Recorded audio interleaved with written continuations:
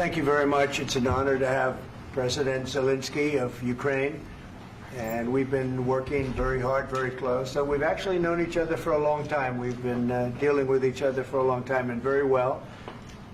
We had a little negotiation spat, but that worked out great. I think for both countries, I think for the world, actually, beyond both countries. And we have something that is a very fair deal. And we look forward to getting in and digging and working and getting some of the rare earth. But it means we're going to be inside, and it's a big commitment from the United States, and we appreciate working with you very much. And we will continue to do that. We have had some very good discussions with Russia. I spoke with President Putin, and we're going to try and bring this to a close. It's something that you want and that he wants. We have to negotiate a deal, but we've started the confines of a deal, and I think something can happen.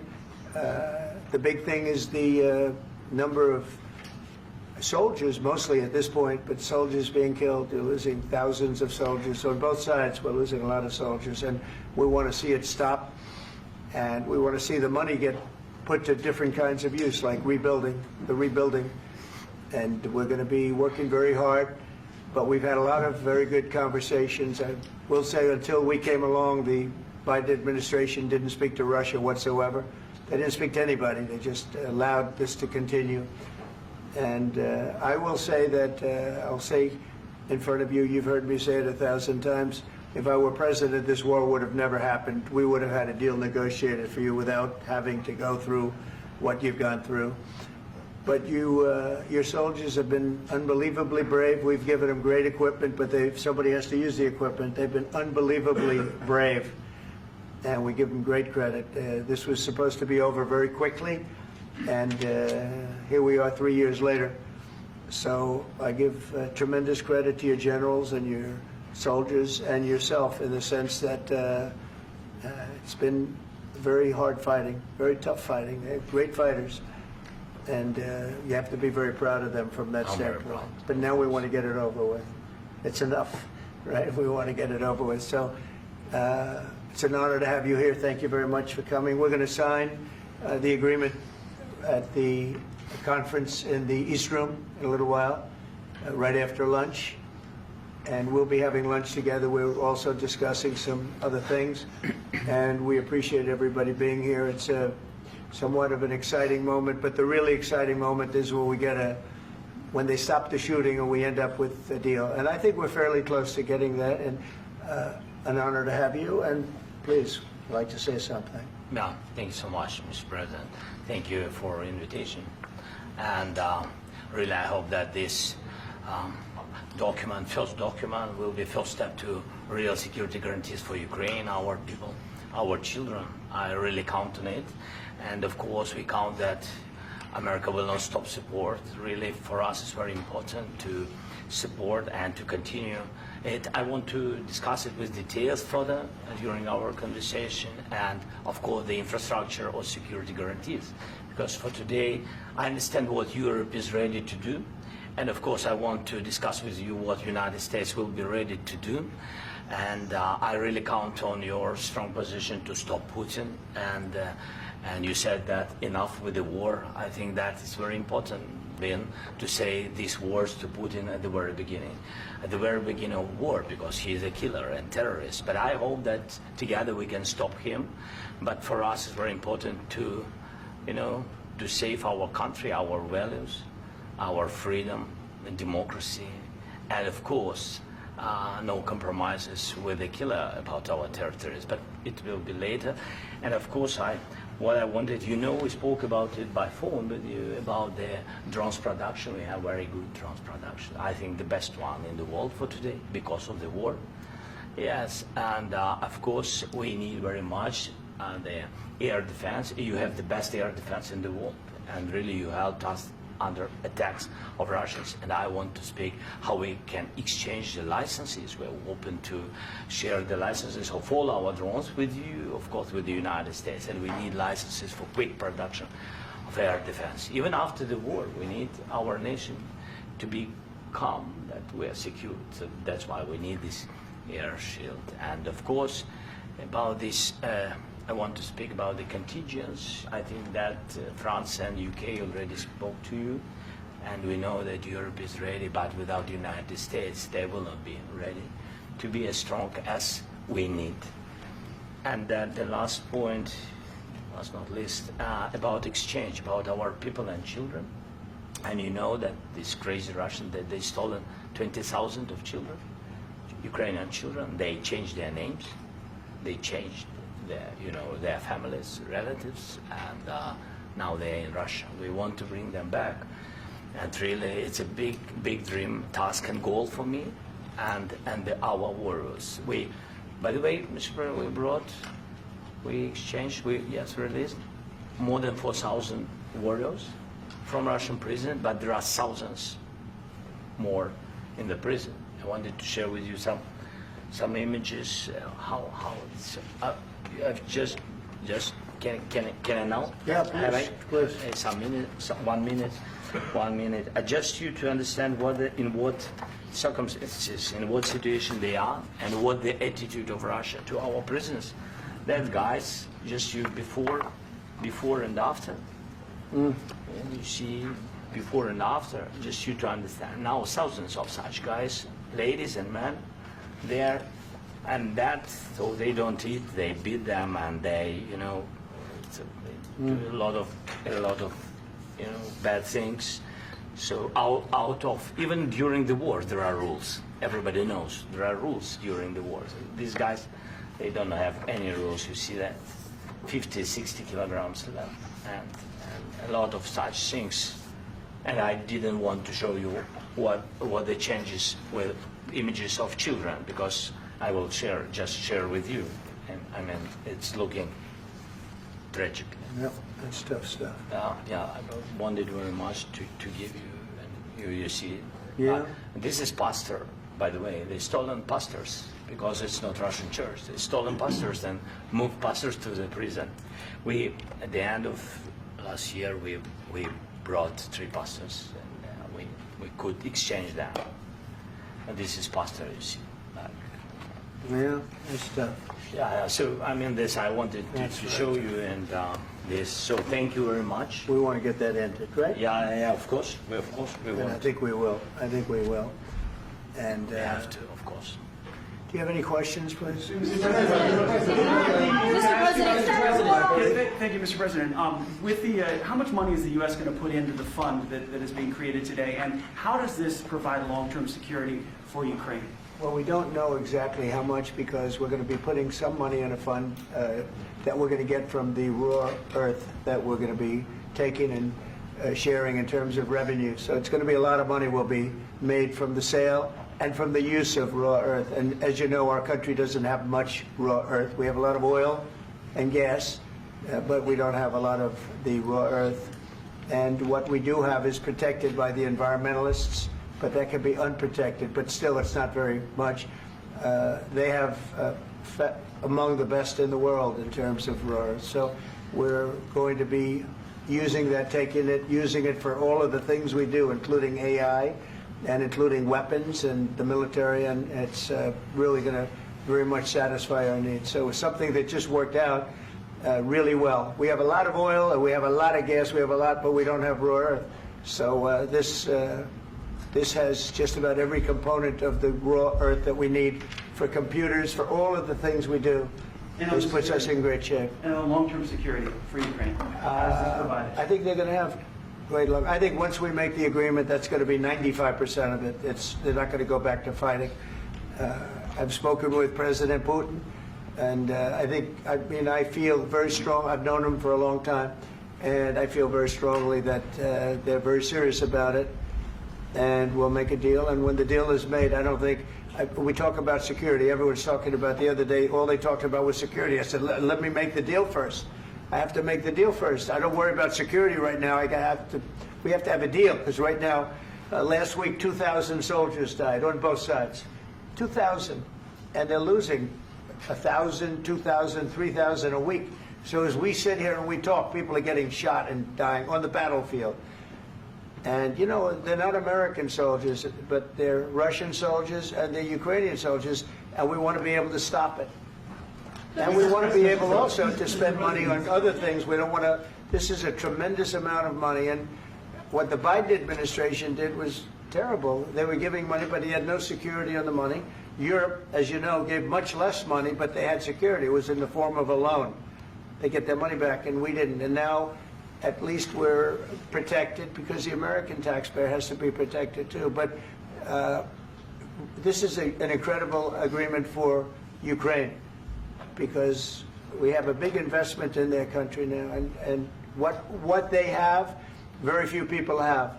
And we're able to really go forward with very, very high-tech things and many other things, including weaponry that we're going to use in many locations, but that we need for our country. Mr. President, This allows us to do that. will you continue I'm sorry. sending military aid? Yes, go ahead, please.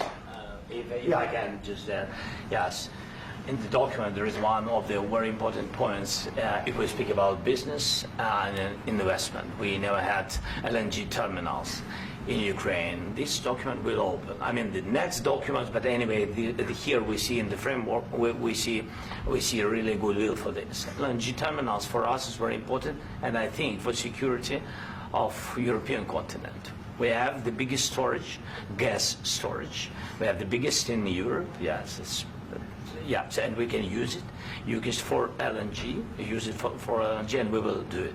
And really, we can help Europe because Europe really helped. President Trump said that they made less support, but they are our friends and they are our very supportive partners. They really gave a lot, Mr. President. They did. They gave a lot, but they gave much less. No. Much less. No. No. Don't argue with me. No. Okay. Okay.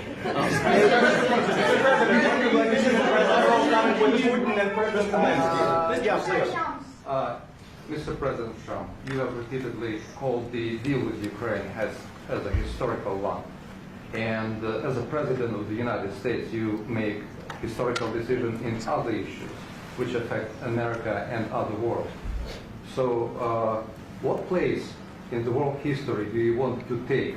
And do you associate yourself with any famous historical figures?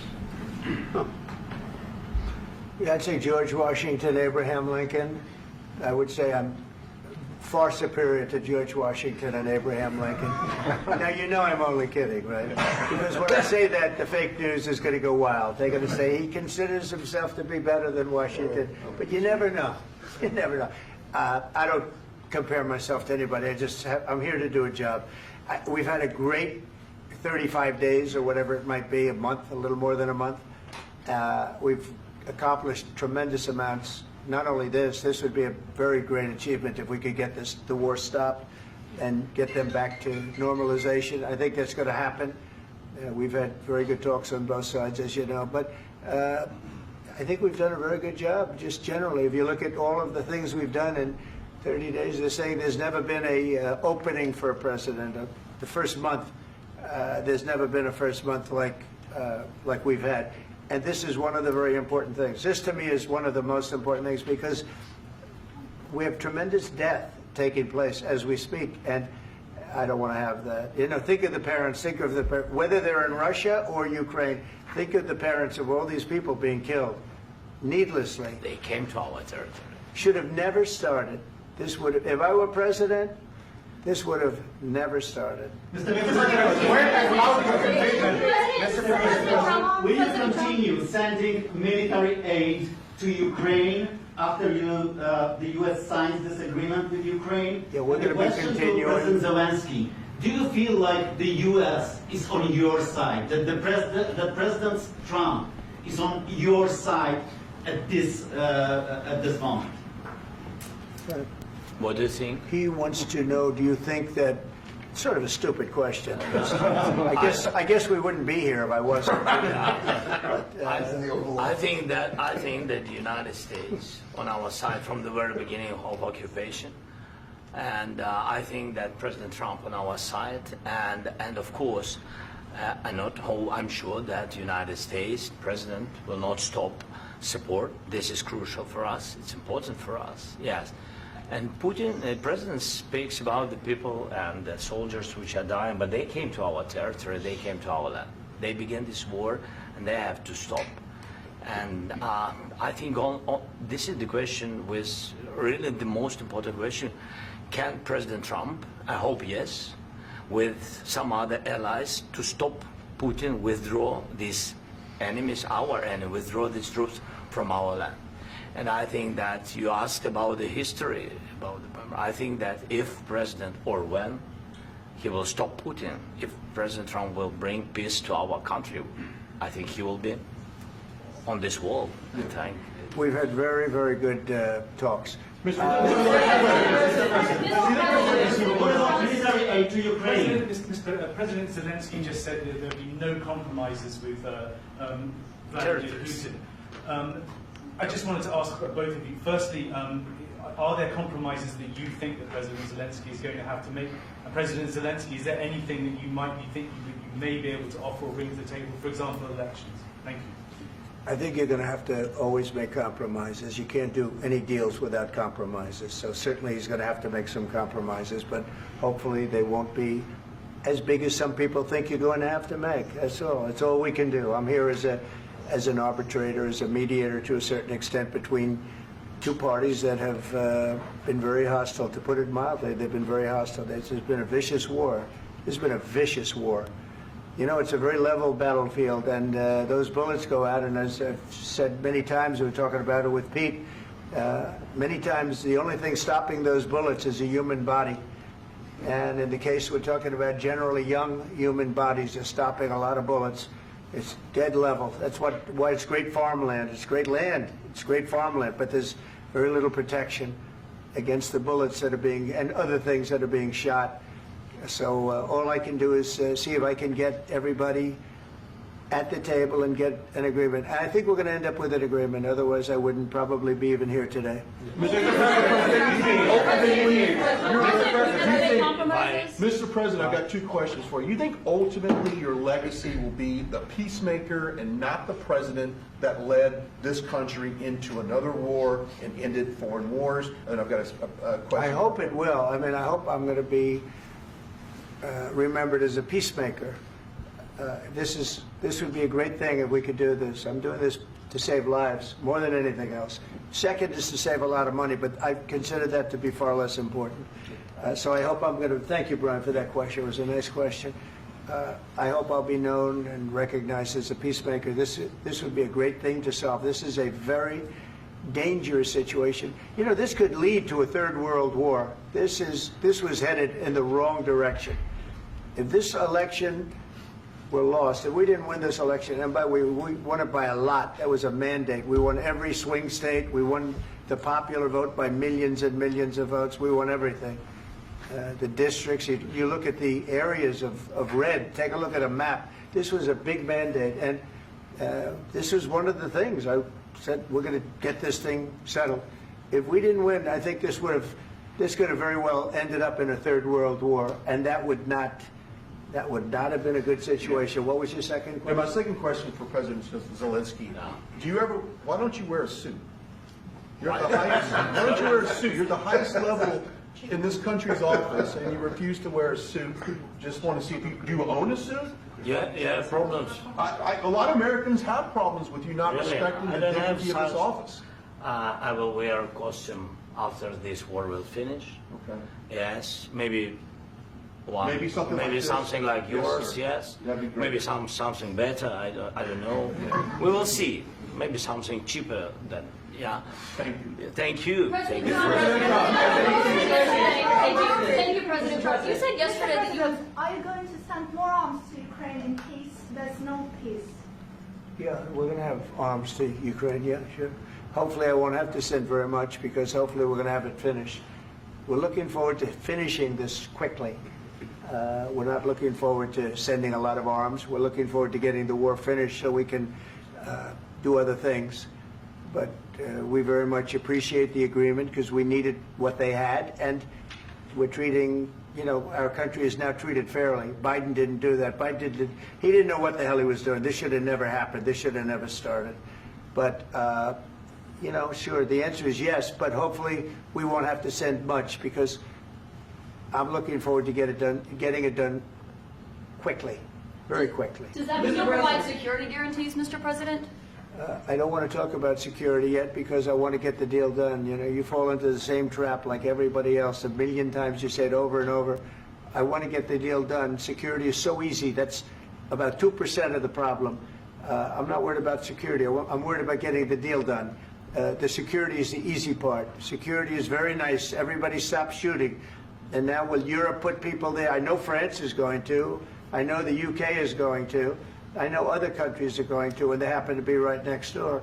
We haven't committed, but we could conceivably. You know, we have security in a different form. We'll have workers there digging, taking the raw earth so that we can create a lot of great product in this country. So in that sense, you have something, but we haven't determined that yet. I will say, in speaking to France and in speaking to, and they were here, as you know, last week and just the other day, they have committed to a lot of security. I don't think you're going to need much security. I think once this deal gets done, it's over. Russia's not going to want to go back, and nobody's going to want to go back. When this deal ends, I really believe this deal is going to be over. Question? Yeah, please go ahead. Go ahead. Mr. President, thank you.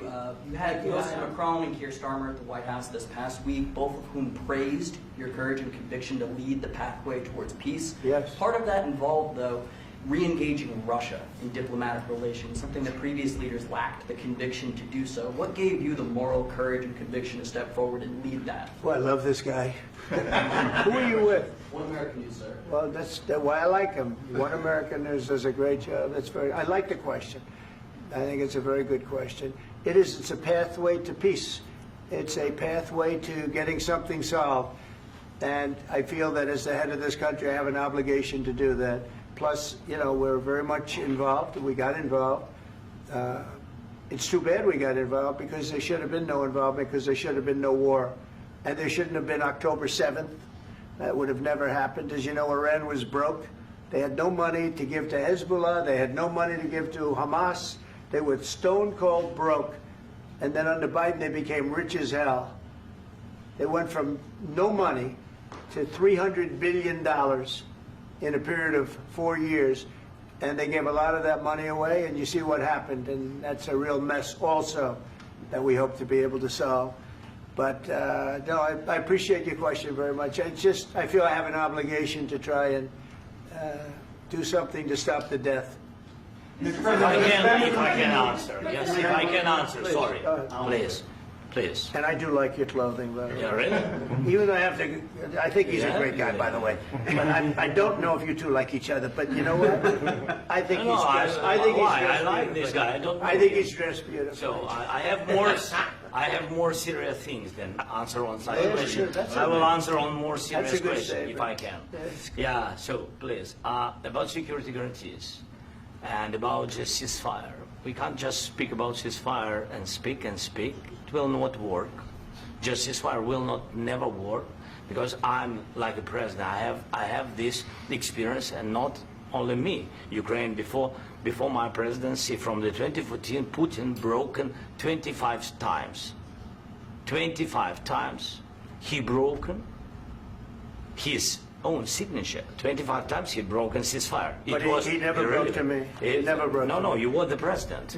You were the president during. He never broke to me. In 2016, you've been the president, Mr. President. You've been the president, but he had, of course, not with you, but he had during those periods. He had conversations with our side, and we had Normandy format. You know, the France, Germany, Ukraine, and Russia, and he broken 25 times. That's why we will never accept just ceasefire. It will not work without security guarantees. Security guarantees, maybe President is right about this document and other, but this document is not enough. Strong army is enough, because his soldiers afraid, Putin's soldiers afraid of our soldiers when we're strong enough. If we are not strong enough, if we are empty, if our storage is empty, we can't defend our land.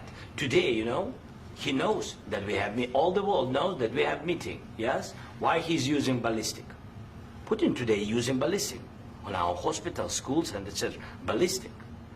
So he knows that we are here and that President Trump is really have goodwill to stop this war. And you hear now the president. So why he's using? So he doesn't want to stop. He doesn't want. But I hope that we will do it. Really, we'll do it. Security. When we speak about security guarantees, when the Europeans are ready for contingents, they need USA backstop. If there will not be United States, we will not never have any contingents, strong contingents from the Europeans, because they don't want to divide alliance connection between the United States as the main and strongest ally and Europeans. And this is crucial. This is important. That's what we want to speak about very much. This is very important. And air defense. So air defense, really, we have big deficit with all these systems, and we need to provide this. We need it very much. Otherwise, Putin will never stop, and will go further and further. He doesn't want. He hates us. You know, it's not about me. He hates Ukrainians. He thinks that we are not a nation. He thinks, and he shared these thoughts. I think maybe with your team also. I don't know, but with all the Europeans, in media, officially and not, he always said that there is no such country, such nation, such language, and such life like Ukrainian. No, he really doesn't respect all the Ukrainians, and he wants to destroy us.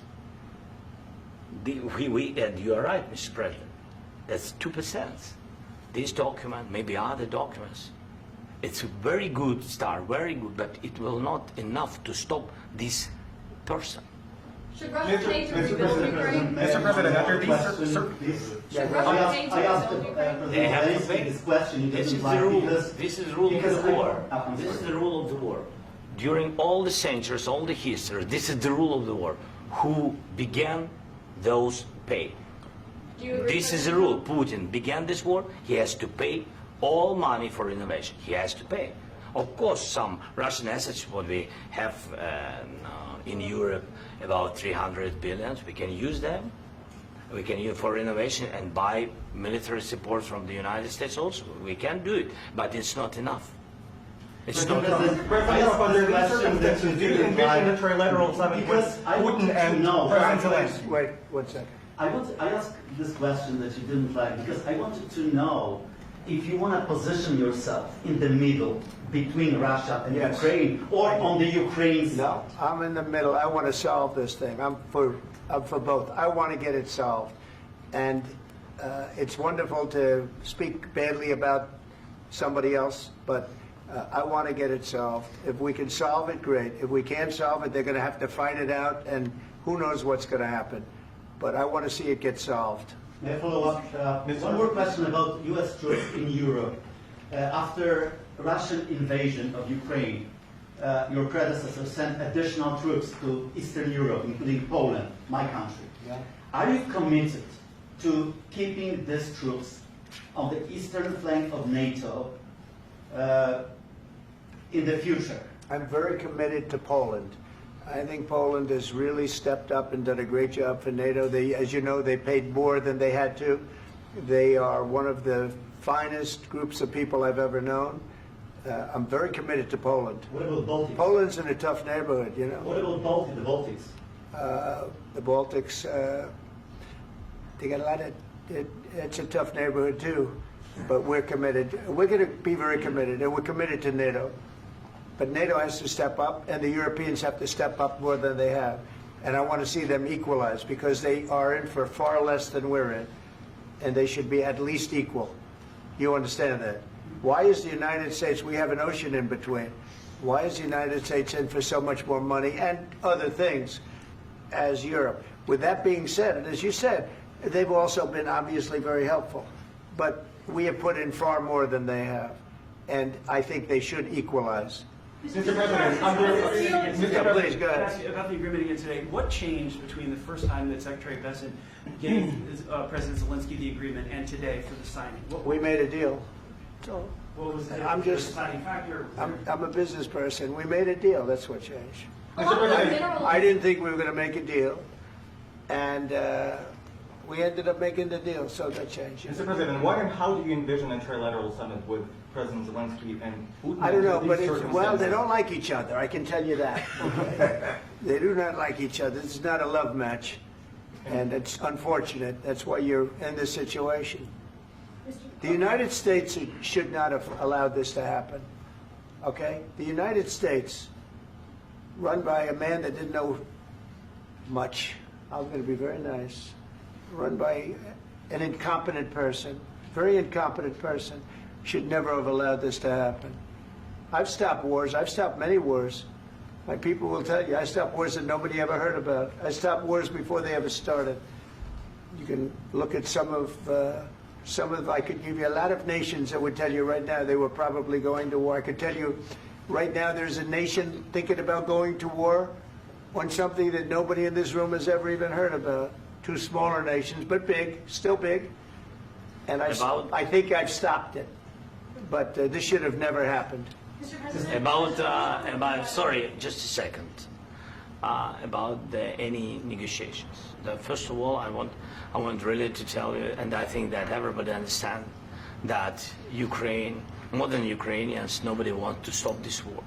But at the future, any negotiations, it's understandable that two sides of the war, not Russia and the United States, because this is not the war between Russia and the United States. This is war of Russia against Ukraine and Ukrainian people. So these two sides will be at the will be at the negotiation table. Then of course United States, like the strongest partner of the Ukraine, and of course Europe. I think Europe is very important. I want to speak about it with the President. Yes, Europe is very important for us because we really defend Europe for today. All Europeans really recognize that we are defending the line and they have real life and our people are dying. That's why they helped us. And also it's about the NATO. Yes, between, like the President said, you have big, nice ocean. Yes, between us. But if we will not stay, Russia will go further to Baltics and to Poland, by the way. But first to the Baltics. It's understandable for them because they've been in the USSR. You know, they've been one of the republics of the USSR, and Putin wants to bring them back to his empire. It's a fact. And when he will go there, if we will not stay, you will fight. Your American soldiers, it doesn't matter, do you have ocean or not, your soldiers will fight. Mr. President, would you be willing to visit Ukraine, maybe Kyiv or Odessa, which is known to be at the Riviera with Black Sea? It was my question. I'm sorry. I don't want to talk about Odessa now. Let's not talk about Odessa. I want to talk about making a deal, getting peace. We don't have to talk about Odessa, but a lot of cities have been destroyed. A lot of cities that are not recognizable. There's not a building standing. No. And a lot of things have to Mr. happen. President, you have to come and to look. No. We have very good cities. Yes, a lot of things have been destroyed, but mostly cities alive, and people work, and children go to school. Sometimes it's very difficult. Sometimes closer to front line, children have to go to underground schools or online, but we live. Ukraine is fighting, and Ukraine lives. This is very important. And maybe it's Putin is sharing this information that he destroyed us. No, he lost 700,000 people, 700,000 soldiers. He lost everything. Yes. So, Mr. President, one more. I mentioned Poland. Please, go ahead. When did you last speak with President Putin, and what did he say that? A couple of days ago. And what did he tell you that gave you the assurance that he wanted peace? Well, that's what I do. My whole life is deals. I know pretty good. And I've known him for a long time. I've dealt with him for a long time. He had to suffer through the Russia hoax. You know, Russia was a hoax. It was all Biden. It was nothing to do with him. So he had to suffer through that, and he was able to do that. I think that he wants to make a deal, and he'd like to see it end. That's all I do. That's what I do. My whole life, that's what I do is make deals. And I'm in the middle of a mess because this is a real mess. It's a very dangerous one.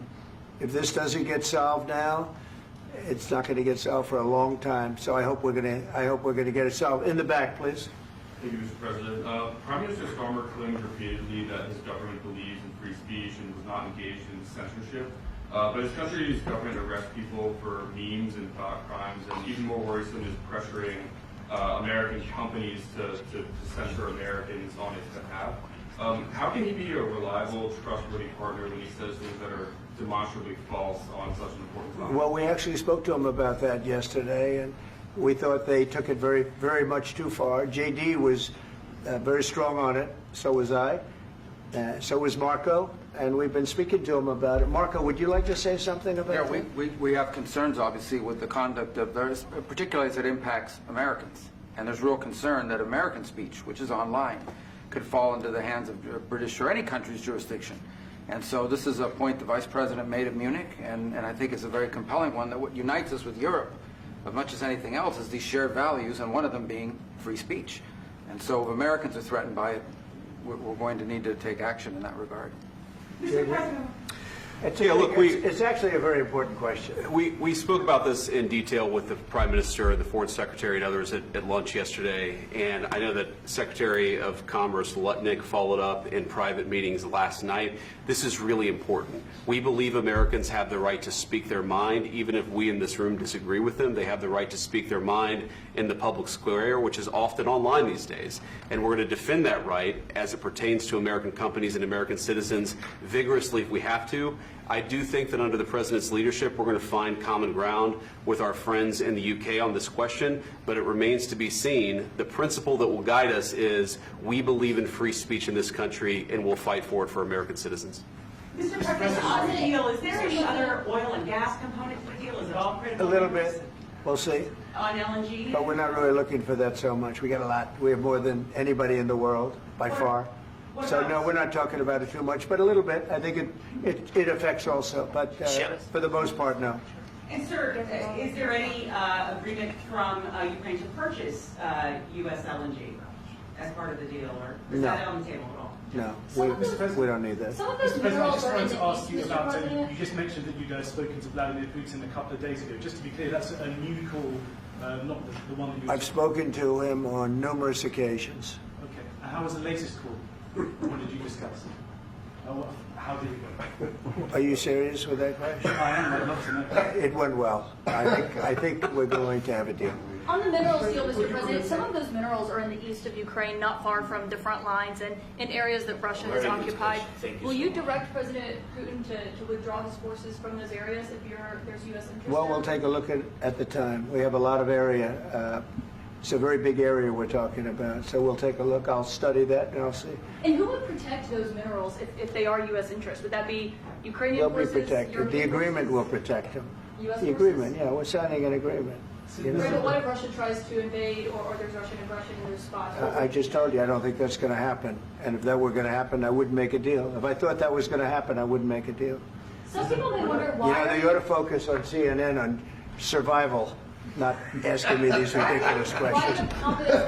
Focus on surviving, because CNN's got such low ratings, I don't think they're going to survive. Let's go. Please, go. I already mentioned Poland. Poland was under Russian control for decades after the Second World War. When I was a kid, I looked at the United States not only as a most powerful country, richest country in the world, the country that has great music, great movies, great muscle cars, but also as a force for good. And now I'm talking with my friends in Poland, and they are worried that you align yourself too much with Putin. What's your message for them? Well, if I didn't align myself with both of them, you'd never have a deal. You want me to say really terrible things about Putin and then say, "Hi, Vladimir, how are we doing on the deal?" That doesn't work that way. I'm not aligned with Putin. I'm not aligned with anybody. I'm aligned with the United States of America. And for the good of the world, I'm aligned with the world. And I want to get this thing over with. You see the hatred he's got for Putin. It's very tough for me to make a deal with that kind of hate. He's got tremendous hatred. And I understand that, but I can tell you the other side isn't exactly in love with, him either. So it's not a question of alignment. I'm aligned with the world. I want to get the thing set. I'm aligned with Europe. I want to see if we can get this thing done. You want me to be tough? I could be tougher than any human being you've ever seen. I'd be so tough. But you're never going to get a deal that way, so that's the way it goes. All right, one more question. Hey, I would respond to this. So look, for 4 years in the United States of America, we had a president who stood up at press conferences and talked tough about Vladimir Putin, and then Putin invaded Ukraine and destroyed a significant chunk of the country. The path to peace and the path to prosperity is maybe engaging in diplomacy. We tried the pathway of Joe Biden of thumping our chest and pretending that the President of the United States' words mattered more than the President of the United States' actions. What makes America a good country is America engaging in diplomacy. That's what President Trump is doing. Can I ask you? Sure. Yeah? Yeah. Okay. So he occupied it, our parts, big parts of Ukraine, part of East and Crimea. So he occupied it on 2014. So during a lot of years, so I'm not speaking about just Biden, but those time was Obama, then President Obama, then President Trump, then President Biden, now President Trump, and God bless, now President Trump will stop him. But during 2014, nobody stopped him. He just occupied and took. He killed people. You know what the contact line? 2015. 2014 2014. and 2014. 2014. Yeah. So I was not here. Yeah, but That's exactly right. Yes, but during 2014 till 2022, yeah, the situation the same. The people are been dying on the contact line. Nobody stopped him. You know that we had conversations with him, a lot of conversation, my bilateral conversation, and we signed with him, me, like a new president. In 2019, I signed with him the deal. I signed with him, Macron and Merkel, we signed ceasefire. Ceasefire. All of them told me that he will never go. We signed with him with gas contract. Gas contract. Yes, but after that, he broken this ceasefire. He killed our people and he didn't exchange prisoners. We signed the exchange of prisoners, but he didn't do it. What kind of diplomacy, JD, you are speaking about? What do you mean? I'm talking about the kind of diplomacy that's going to end the destruction of your country. Yes, but if you Mr. President, with respect, I think it's disrespectful for you to come into the Oval Office and try to litigate this in front of the American media. Right now, you guys are going around and forcing conscripts to the front lines because you have manpower problems. You should be thanking the President for trying to bring an end to this conflict. Have you ever been to Ukraine? Did you say what problems we have? I have been to. Count once. I've actually watched and seen the stories, and I know what happens is you bring them on a propaganda tour, Mr. President. Do you disagree that you've had problems bringing people into your military? And do you think that it's respectful to come to the Oval Office of the United States of America and attack the administration that is trying to prevent the destruction of your country? A lot of questions. Let's start from the beginning. Sure. First of all, during the war, everybody has problems. Even you, but you have nice ocean and don't feel now, but you will feel it in the future. God bless. You don't know that. God bless. You don't God know bless. that. You will not have a war. Don't tell us what we're going to feel. We're trying to solve a problem. Don't tell us what we're going to feel. I'm not telling you. Because I'm you're in no answering on position this to question. dictate that. That's exactly Remember what this. you're doing. You're in no position to dictate what we're going to feel. You We're going to feel very you will good. Feel influenced. We're going to feel very I'm good and telling very you, strong. You will feel influenced. You're right now not in a very good position. You've allowed From the yourself very- to be in a from very the very bad position, beginning and he of the happens war. to be right about From the it. very beginning of the war. You're not Mr. in a good Brown, position. I You don't was have the cards right now. With us, you start having not playing cards. cards. Right now, you don't. I'm very You're playing serious, cards. Mr. President. You're I'm playing very cards. serious. You're I'm gambling the with the president lives in of war. millions of people. You think- You're gambling with World War III. what you're You're speaking gambling about? with What are you World speaking War about? III. And what you're doing is very disrespectful to the country, this country. I'm That's with back all to you. respect to your Far country. more than a lot of people said very they respect. should have. Have you said thank you once? This A lot entire of meeting? times. No, in this Even entire meeting, today. have you said thank Even you? today. You went to Pennsylvania and campaigned for the opposition in October. Offer some words of appreciation for the United States are of you America speaking about? and the president who's trying to save your country. Please, you think that if you will speak very loudly about the war, you He's can... not speaking loudly. He's not Yeah. speaking loudly. Your country's in big trouble. Can I Wait a answer? minute. No, Can you've I done a lot answer? of talking. Your country is in big trouble. I know. You're not I winning. know. You're not winning this. You have a damn good chance of we are coming out staying, okay because of Mr. us. President, we are staying in our country, staying strong from the very beginning of the war. We've been alone, and we are thankful. I said thanks You haven't in been this alone. cabinet, You and haven't not been only alone. in this We cabinet. gave you, through I this said stupid president, $350 billion.